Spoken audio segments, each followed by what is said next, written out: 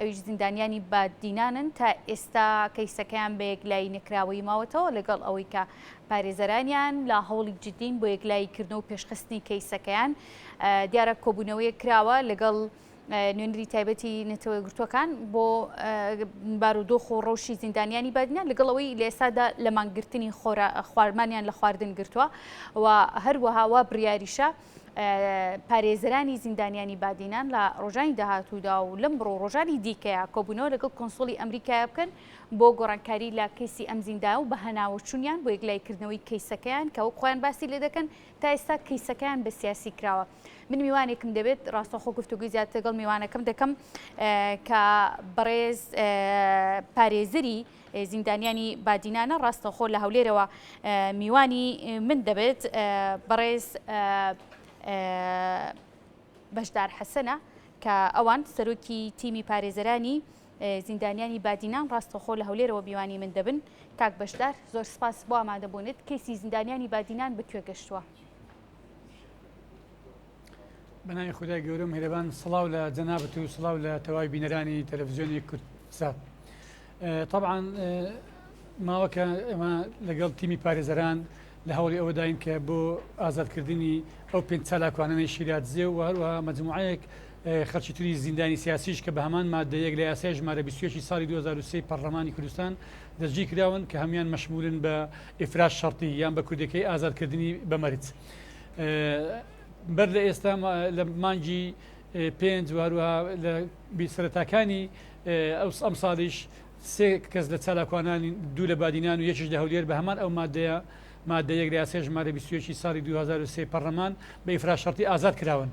ناکرێت قەزا لەسەر تەناقوزات بژێ بۆ بەشێک ببێ بەشێکیان بڵێ مەشمول نین. ئێمە بەر لە جەژن خۆی ئەو بەتایبەتی ئەو پێنج چالاکوانەی شیرازی دەبایە لە 16 مانگ ئازاد بکرێن. سەبارەت بە پێنجەکەی پێشووتری شێروانی و هاوڕێکانی ئەوانەی کە بۆ ماوەی 6 ساڵ حکم بوون دواتر بە بڕیاری سەرۆکی هەرێم سوکردنی سزایان بۆ هات بە 150 و 160 دەبوو ئەوان لە 22 چار لەسەر عقوبەی ئەسلی ئیفراش شەرطی بیانگرێتەوە ئەوان لە 22 چار لە ماڵەوە بن. ئەو ماوەی کە ئێستا لە زیندانن هەموو سەرپێچی یاسایە و لە قانون شتێکەیە پێ دەگوترێ مەبدأ المساوات ئەمام القانون کە ئەوە لە قەواعیدی عامەی مجەڕەد بابەتە هاتووە. ناکرێت واتە یەکسانی بەرامبەر بە یاسا ناکرێت سزادراوێک مەشمول بێ بە مادەیەک مستەفید بێ کەسێکی تر لە تەنیشتەوی بە هەمان بڕگە بە هەمان مادە دەستگیر کراوە ئەویان مەشمول نەبێ. بۆیە ئێمە کاتێک لەگە CPT سەردانی بەڕێز سەرۆکی داواکاری گشتیمان کرد دوو ڕۆژ بەردەجەژن کە ئەو کاتی کۆتاییەکانی دەوام بوو پێنجشەمە بوو و دواتر جمعە عەرەفە بوو. پێنجشەمە کۆتایی دەوام بەڕێز سەرۆکی داواکاری گشتی بە ئامادەبوونی CPT بە شاهدی وان وتی ئەمانەش مەشمولن بە ئیفراش شەرطی و ڕاستەوخۆ پەیوەندی لەگەڵ چاکسازی گەورانی هەولێر کرد کە دەبێ ئەوانە بە زووترین کە وەڵامی دادگا بدرێتەوە کە ئەوانە مەشمولن بە ئیفراش شەرطی. ئێمە لەبەر ئەوەی دەوام مابوو پێڕانەگەیشتین بابەتەکە ماوە دوای جەژن دیسان هەر پێمان باش بوو ڕێکخراوی CPT ئەمریکی لەگەڵمان بن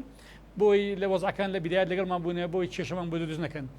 کاتێ سەردانی سزنمان کرد وتیان کاکە وەڵای پەیوەندی تەلەفۆنیمان بۆ هاتووە پێیان وتوینە ڕایگرن. داواکاری گشتی ئەوە نازانین ئەم بە تاکید بە پرسێکی باڵایە لە هەولێر کە دەسەڵاتدارە ئەو پەیوەندی پێوە کردوونە. دواتر ئێمە گەڕاینەوە لای سەرۆکی داواکاری گشتی وتمان کاکە ئێوە بەر لە جەژن خۆت وتێت ئەوانە مەشمولن بە ئیفراش شەرطی و پێشتریش خەڵکی تر مەشمول بە ئازادکردنی بە ئیفراش شەرطی. خێرە ئێستا بابەتە گۆڕە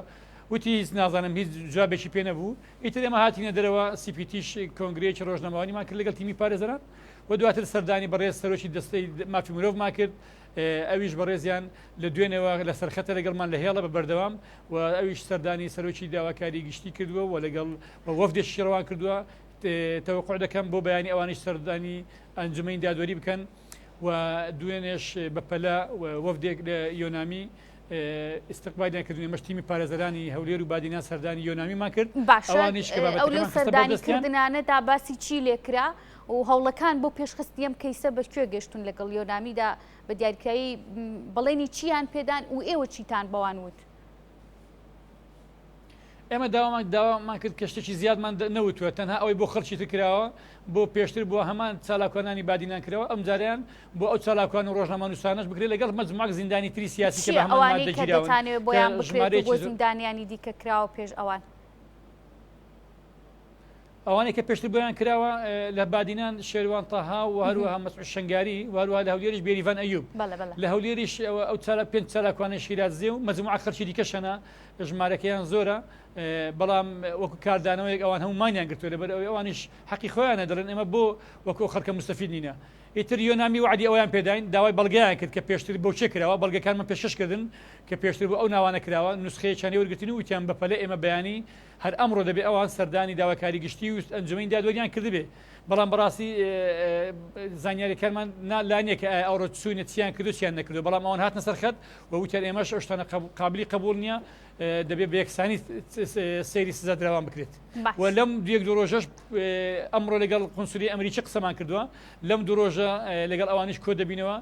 ئەو بابەتە بە ئەمانەت بە ئەوانش دەگەینین کە نەعادەڵەتی هەیە و تەدەخولاتی سیاسی حزبی هەیە لەسەر دادگاکان و هەروەها لە کسە سەرۆکایەتی داواکاری گشتی. باشە ڕەئی یۆنامی و کۆنسوڵێتی ئەمریکا کاریگەری لە کەیسەکەیان نەکات؟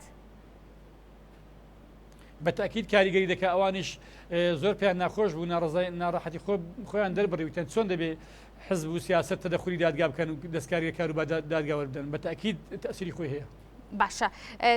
دەزانین کە بەشێک لە زیندانیانی لەو زیندانیانی بادینان مانیان لە خواردن گرتووە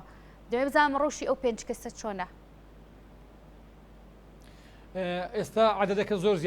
زیاتر لە 50 کەسە بیدایەت 5 کەس بوو بەڵام ئێستا عادەدەکە گەیشتە سەروی 50 کەس تەزامنە لەگەڵ ئەوان و خەرچیت کەشی تێدایە زیندانی سیاسینە بە هەمان ئەو مادەی ئەوانە ژیراون ئەوانش داوا دەکەن مەشمول بن ئەوانش حەقی خۆیانە ئێستا 10 کەس لەوانی بادینانن بەڵام چروسەیەکەی دیکە خەرچی دیکەنە کە ئەوانی بە هەمان ئەو مادەی ژیراون داوا دەکەن بە مەشمول بن بە ئیفراشاتی هاوشێوەی ئەوانەی کە پێشتر کراوە. باشە و بەشێکیان وەزعیان زۆر خراپە بەڕاستی. باشە ئەوانە کێن کە وەزعیان خراپە کاک بەشدار؟ دوانیان تەمەنیان لە سەروی 50 ساڵە یەکیان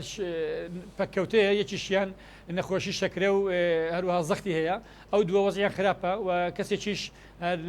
زمنی ئەو 5 ساڵە کوانەی شیرازێ ئەوی شەروەزی خراپە تووشی نەخۆشیی مەترسی جەرگ بووە ڤایرۆس کەبەدی کە لە ژوورێکی بە تەنیا دانراوێستا. باشە دەمەوێت بزانم مامەڵەی ئەوانی کە لە نێو زیندانەکانە چاودێریان دەکەن پاسەوانەکانن چاودێریەکانیان چۆنە لەگەڵ ئەم زیندانی کراوانەیە بە تایبەتی ئەم 5 زیندانیەی کە کەیسەکانیان ڕەنگە جیاوازتر بێت. مامەڵە کێشەکەیوان ئێستا بە تایبەتی لەو دقەی لە قۆناغی ئێستا کێشیان لەگەڵ ئیدارەی سزن نییە بەڕاستی کێشیان لەگەڵ دادگا و داواکاری گشتیە ئەوان دەڵێن بۆ دەبێ نەعادەلاتی لە ناو دادگا و داواکاری گشتیە بێ بۆ خەڵکی تر شمول دەکەن بۆ ئێمە شمول ناکەین ئەوان کێشیان حالیان لەگەڵ ئەو بابەتەیە بەڵام لەگەڵ ئەوەش تێبینیمان هەیە لەسەر شێوازی تەقدیمکردنی خەدەمات لە بۆ ئەو سزادراوانەی کە لێوێن دەرن بەڕاستی هەندێک بابەت هەیە ئێستا ئەوانە هەمووی محروم کراون لە بۆ نمونە خولی خۆشنووسی کراوەتەوە لە بۆ نمونە خولی کۆمپیوتەرە لە بۆ نمونە خولی تر کراوەتەوە هەر جۆرە شتێک کە دەکرێت ئەوانیان لێ وەدەرناوە و ئەوانیان کردوتە خارجی هەموو ئەو دەوراتانە یان دەورەی کردنەوەی کتێبخانە و دەورەی کتێب ئەوانە هەموو ئەوانە ئەو چالاکوانانی بادینانیان لێ بەدەرناوە و محرومیان کردوونە و لەو هەفتەی ڕابردوش لەو دو سێ ڕۆژە ڕابرد کەسوکاری چالاکوانانی شیرازێ و بادینان سەردانی زیندانیان کردبوو مامەڵەیەکی زۆر ناتەندروست و خراپیان لەگەڵ کردبوون پەیوەندیان بە ئێوەمە کرد بە ئێمەوە کردوتیان زۆر پەیوەندێکی خراپیان لەگەڵەمە کردووە ڕێکارەکانیان لەگەڵ ئێمە بە شێوازێک مامەڵیان لەگەڵ کردوینە کە شێوازەکە بەڕاستی دوورە لە هەموو قیمەتی مرۆڤایەتی. باشە سەبارەت بە دانیشتنەکانی دادگا چۆن بەڕێوە دەچن کاک بەشدار بەپێی پێویست دەتوانرێت بەرگری لەم زیندانی کراوانە بکەن و دادگا کەیسەکانیان باڕاستە خۆیان ناڕاستەخۆ بە هۆکارێکی دیکە کەسێکی دیکە لە دەرەوەی دادگا کەیسەکانیان دوا دەخات دانیشتنەکان دوا دەخات. ئێستا ئەمە هەر لە سەرەتای دەژیکردنیان هەمووی بە نایاسایی بووە هەم لە شێوازی گرتنەکانیان هەم لە قۆناغی لێکۆڵینەوە دەبای ئەوانە پارێزەریان هەبی ڕێگریان لێکردونە کە پارێزەریان هەبی تەنها لە قۆناغی دادگاییکردن نەبێ ئێمە ئەو ڕۆژە توانیمان بە ماوەی سعاتێک دادگاییکردنەکە ڕابگرین لە خامەی دادگا لەگەڵ تیمی پارێزەران چین دۆسەکەمان خوێندەوە کەەوە لە کاتێکدا دەبی ئەمە هەفتەیەک بەر لە ئەو کاتە دۆسەکە بخێنەوە دواتر مداوەلە لەگەڵ یەکێک لێگە ئەوری جیراوانە بکەین کە ئایا ئەو قسانە کراوە قسەی ئەوانیان قسەی ئەوان نیە بەڵام هەمووی بەخروقات ڕۆی هەتا ئەو دەقەش بەڵام ئێستا کێشەکەمان لەسەر ڕێکارەکانی ئیفراش شەرتیە قۆناغەکانی دادگاییکردن تقریبا خلاص بووە. باشە دەبێت بزانم لە سەرەتایی ئەوەی کە دادگاییکردنیان دەستی پێکردووە هەنگاوەکانی دادگاییکردن دەستی پێکردەوە بۆ ئەم زیندانی کراوانە هیچ گۆڕانکاریەک لە کەیسەکان داڕووی داوە؟ گۆڕانکاریەکە ئەوەیە تەدەخلاتە بوو بەڕاستی تەدەخلاتێکی زۆری حزبی و سیاسیە بوو لەسەر ئەو بابەتە و ئەوی دیکەش ئێستا بەڕاستی حکومەکانیان دەرەجەی قەتعی وەرگتووە بەشێکیان 2 ساڵ حکم بووینە بەشێکیان 6 ساڵ بوون و دوای کەم کراونەتەوە بۆ 3 ساڵ خەرچی دیکەش تێدا زیندانی سیاسیە بە 5 ساڵ و 6 ساڵ نا ئێستا حالیان تەنها چاوەڕوانی ئەوەی دەکەین کە ڕێکارەکانی ئیفراشەرتی بە مەزرای قانونی خۆی دابڕوە حەزب دەستی لەو بابەتە دەربێتن و چیتر تەدەخلی ئیش و کاری دادگاکان نەکەن. باشە کاک بەشدار من زۆر سپاس دەکەم کە لەم تەوری بەرنامەکەم ئامادە بوویت زۆر سپاس ماندوو نەبی دووبارە سپاس بۆ بەڕێز بەشدار حەسەن کابڕێزیان سەرۆکی تیمی پارێزەرانی زیندانیانی بادینە من ڕاستەخۆ لە هەولێرەوەیانی من بوون ماندوو نەبن.